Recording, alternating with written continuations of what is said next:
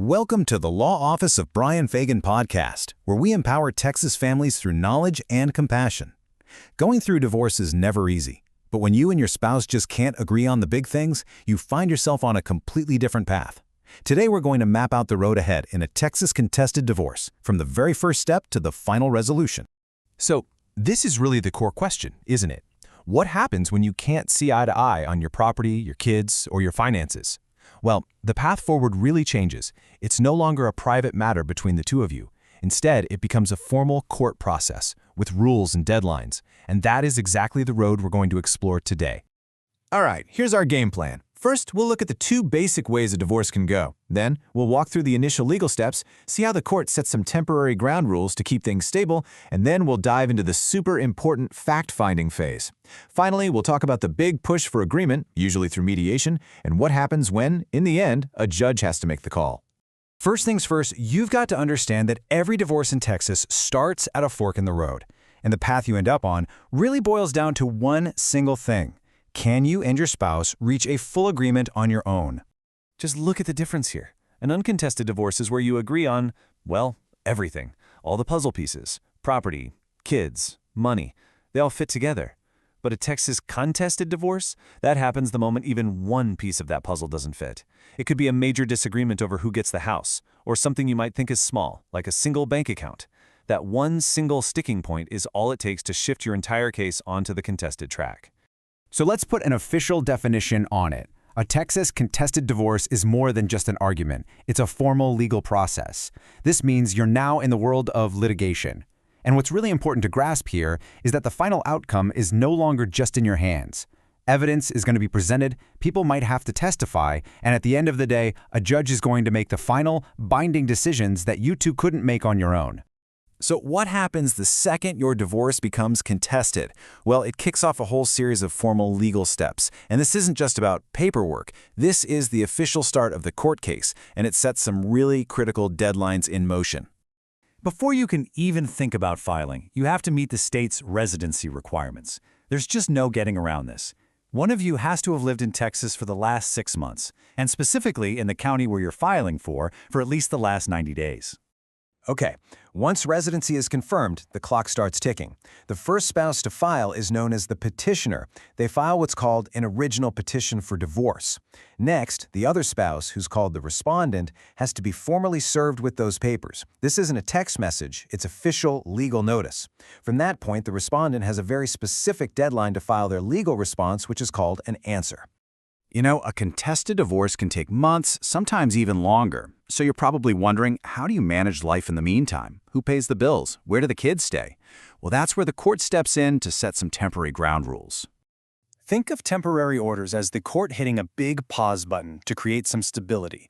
It's so important to understand that these aren't the final decisions. They are the enforceable ground rules that say who pays which bills, where the kids will live, and how things are managed while the divorce is happening.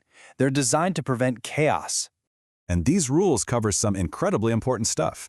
A judge can decide who gets to stay in the house, what the visitation schedule for the kids will be, order temporary child support, and even decide who has to pay the mortgage or car payment. There's a reason lawyers often call this hearing a mini-trial. The outcome can have a huge and immediate impact on your daily life and your wallet. For many families facing a Texas contested divorce, this hearing is one of the most critical parts of the entire process. If you want to learn more, we have a ton of free educational resources on our website, where you can also schedule a consultation to talk about your specific situation. Okay, so the temporary ground rules are in place. But before a judge can make any permanent decisions, they need to see the whole picture. And that brings us to a really critical phase of any Texas contested divorce called discovery. This is where both sides have to formally exchange all the relevant information. The best way to think about the discovery process is like laying all your financial cards on the table, face up, for everyone to see.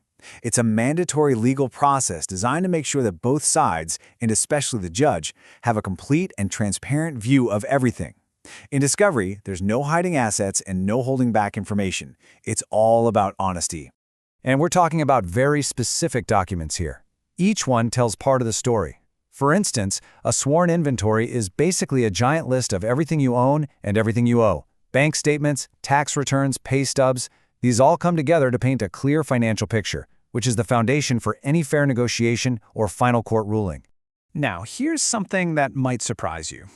Even though the case is technically contested, the court system doesn't actually want you to go to trial. Trials are expensive, they're stressful, and they take a long time. So the system has a built-in process to strongly encourage you to find a solution yourselves. And the number one tool for that is mediation. So how does mediation work? Well, typically, you and your attorney will be in one conference room, and your spouse and their attorney will be in another. A neutral third-party mediator then goes back and forth between the rooms, kind of like a referee, carrying offers and helping you find areas where you can compromise. The whole goal is to hammer out a final binding settlement agreement so you can avoid going to trial. In fact, most courts in Texas actually require you to try mediation before they'll even let you schedule a final trial date. But what if you've done the discovery, you've given mediation your best shot, and you still can't agree on everything? Well, that's when you reach the end of the road. It's the final stage of a contested divorce, a trial, where the judge will listen to both sides and make the final decisions for you. This gets us to a really important point. A judge doesn't just make these decisions based on a gut feeling. Their rulings have to be strictly guided by the legal standards written in the Texas Family Code. And if you understand these standards, you can get a much better idea of how a judge is likely to rule in your case. When it comes to your property, Texas is a community property state. The judge's main goal is to divide everything you acquired during the marriage in a way that is just and right. Now, a lot of the time that does mean a 50-50 split, but it doesn't have to. A judge can look at things like who was at fault for the breakup, or if one spouse makes a lot more money, and they can decide to award a larger share to one person if they feel that's what's truly fair. Now, when it comes to children, there's only one standard, and it overrides everything else: the best interest of the child. This means the judge's focus isn't on what the parents want or what they think their rights are. Every single decision about custody, visitation, who makes decisions is based entirely on what the court believes will give that child the safest, most stable, and most nurturing life possible. So, after all the hearings, all the discovery, and all the negotiations, or the trial itself, the entire process ends with one very important document: the final decree of divorce.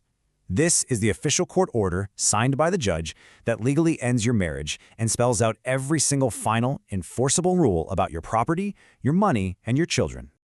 So we've walked through the entire process of a Texas contested divorce. It's a formal, structured, and pretty complex path. But knowing what to expect isn't just about feeling less anxious. It's about being prepared. So that brings us to our final question for you to think about. Now that you know the road ahead, what do you think is the single most important step you can take to prepare for that journey? If you're facing this situation and need guidance, please give our office a call at 281-810-9760 to schedule a confidential consultation. Thank you for listening to the Law Office of Brian F. Fagan podcast, where families find freedom and peace of mind through education and expert legal care. For more information or to schedule your free consultation, visit our website or call 281-810-9760 today.